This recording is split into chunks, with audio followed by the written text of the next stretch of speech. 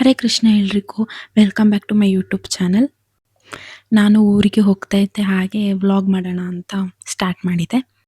ಎಷ್ಟು ಬೇಗ ರೀಚ್ ಆಗಿದ್ದೀನಿ ಅಂದರೆ 4:15ಗೆ ರೀಚ್ ಆಗಿದ್ದೀನಿ. ಕಂಡಕ್ಟರ್ ಹತ್ರ ಕೇಳಿದ್ದೆ ಆಯಿತಾ, ಎಷ್ಟು ಗಂಟೆಗೆ ರೀಚ್ ಆಗ್ತೀನಿ ಅಂತ. 5:15 ಇಲ್ಲ 6 ಗಂಟೆ ಅಂತ ಹೇಳಿದರು.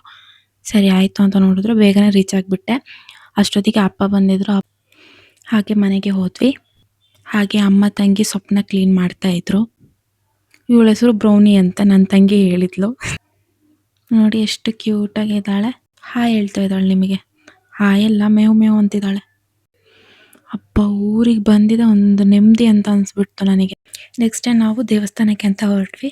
ಯಾವ ದೇವಸ್ಥಾನ ಅಂತ ಹೇಳಿದರೆ ಅನ್ನಪೂರ್ಣೇಶ್ವರಿ, ಹೊರನಾಡು ಅನ್ನಪೂರ್ಣೇಶ್ವರಿ ದೇವಸ್ಥಾನಕ್ಕೆ ಹೊರಟಿದ್ವಿ. ನಾನು, ನಮ್ಮಮ್ಮ, ನನ್ನ ತಂಗಿ, ನಮ್ಮ ಅತ್ತೆ 4 ಜನ ಹೋಗಿದ್ವಿ. ಒಳಗಡೆ ವಿಡಿಯೋ ಅಲೋ ಇಲ್ಲ, ಅದಕ್ಕೆ ನಂಗೆ ವಿಡಿಯೋ ಮಾಡೋಕ್ಕಾಗಲಿಲ್ಲ. ಇವ್ಳ ಮುಖ ಏನಕ್ಕೆ ಹಿಂಗಾಗಿದೆ ಅಂತ ಹೇಳಿದರೆ ಇವಳಿಗೆ ಒಂದು ಸ್ವಲ್ಪ ತಲೆನೋಯ್ತಿದೆ ಅದಕ್ಕೆ. ನೋಡಿ ನಮ್ಮ ಮನೆಯ ಹೂವಿನ ಗಿಡಗಳು ಈ ಬೆಂಗಳೂರಲ್ಲೆಲ್ಲ ನೋಡಿ ಕಿತ್ತಿರೋದಿಲ್ಲ, ಸಿಗೋದೇ ಇಲ್ಲ. ಸಿಕ್ಕರೆ ಎಲ್ಲಾದರೂ ನರ್ಸರಿಯಲ್ಲಿ ನೋಡ್ಬೋದು ಅಷ್ಟೇ, ಬಿಟ್ಟರೆ ಊರಿಗೆ ಬರಬೇಕು ನೋಡಬೇಕಂದ್ರೆ. ನೋಡಿ ಈ ನಾಯಿ ಬಾಲಲ್ಲಿ ಆಡಿಸ್ಕೊಂಡು ನಮ್ಮ ಮನೆ ಹತ್ರ ಬಂದಿದೆ ಆಯಿತಾ. ನನ್ನ ತಂಗಿ ಅದನ್ನು ಓಡಿಸೇ ಬಿಟ್ಲು. ಇವತ್ತಂತೂ ಸಕ್ಕತ್ತಾಗಿತ್ತು ಆಯಿತಾ ಬಿಸಿಲು ಮಾತ್ರ. ಈಗ ನನ್ನ ತಂಗಿ ಬರ್ತಿದ್ದಾಳೆ ಏನಾದರೂ ಒಂದು ಹೇಳಕ್ಕೆ, ನೋಡಿ ಏನು ಹೇಳ್ತಾಳೆ. ಎಂತ ಹೆಸರೆಂತ ಹಣ್ಣಿಗೆ? ಹೆಸರೆಂತದೆ ಆಮೇಲೆ ಹೇಳಿದ್ರಾಯ್ತು. ಇದೆ ಸಿಪ್ಪೆ ಬಿಡಿಸ್ಬಿಟ್ಟು ಇದ್ರಲ್ಲಿ ಕಾಯಿ ಇರೋದನ್ನ ತಿನ್ನಬೇಕು ನಾವು. ತುಂಬ ಟೇಸ್ಟಿಯಾಗಿರುತ್ತೆ. ಕಾಯಿ ತಿನ್ನಬಾರ್ದು, ಕಾಯಿ ತಿಂದರೆ ಚೆನ್ನಾಗಿರಲ್ಲ, ಕಹಿ ಇರುತ್ತೆ. ಹಣ್ಣಾಗಿರೋದು ಚೆನ್ನಾಗಿರುತ್ತೆ, ಸ್ವೀಟಾಗಿರುತ್ತೆ. ಹಳ್ಳಿ ಮಕ್ಳಿಗೆ ತುಂಬ ಗೊತ್ತಿರುತ್ತೆ. ನೋಡಿ ಚಗಳಿ ಕೊಟ್ಟೆ ಬಗ್ಗೆನೂ ಹೇಳ್ತಾ ಇದ್ದ. ಅದನ್ನು ಹಿಂಗೆ ಮಾಡಿ ತಿಂತಾರೆ, ಅದರಿಂದ ಏನು ಉಪಯೋಗ, ಅದ್ರ ಬಗ್ಗೆ ಎಲ್ಲ ಹೇಳ್ತಾ ಇದ್ದಾಳೆ. ಇರುವಂತಹ ಮೊಟ್ಟೆಗಳನ್ನು ನೀವು ನೋಡ್ಬೋದು. ಆ ಗೂಡನ್ನು ತೆಗೆದಾಗ ನಿಮಗೆ ನಾನು ತೋರಿಸ್ತೀನಿ ಹೇಗಿದೆ ಏನು ಅಂತ. ಬಹಳಷ್ಟು ಹಳ್ಳಿಗಳಲ್ಲಿ ಅದನ್ನು ಚಗಳಿನ ತೆಗೆದ್ಬಿಟ್ಟು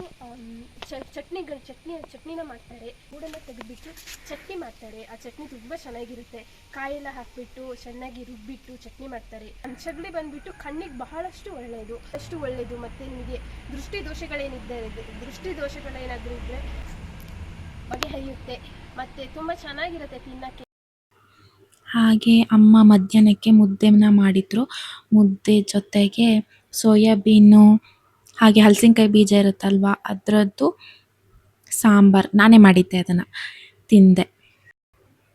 ನೋಡಿ ಬ್ರೌನಿ ಎಷ್ಟು ಖುಷಿಯಿಂದ ಆಡ್ತಾ ಇದ್ದಾಳೆ.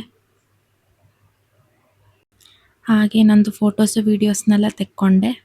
ಇದು ಕೈಯಲ್ಲೇನೋ ಆಗಿತ್ತು ಆಯಿತಾ, ಏನೋ ಎದ್ದಿದೆ.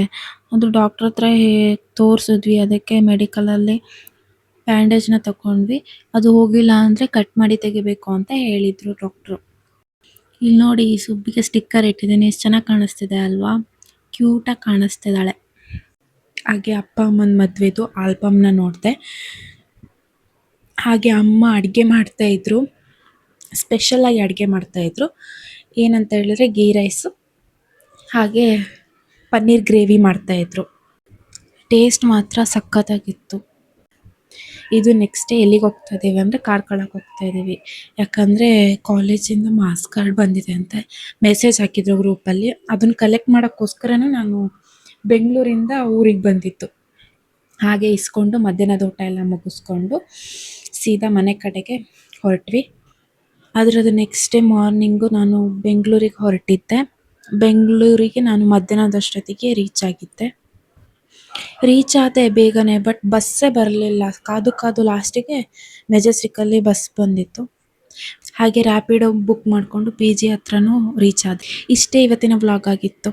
ನೆಕ್ಸ್ಟ್ ವಿಡಿಯೋದಲ್ಲಿ ಸಿಗ್ತೀನಿ. ಟೇಕ್ ಕೇರ್, ಬಾಯ್.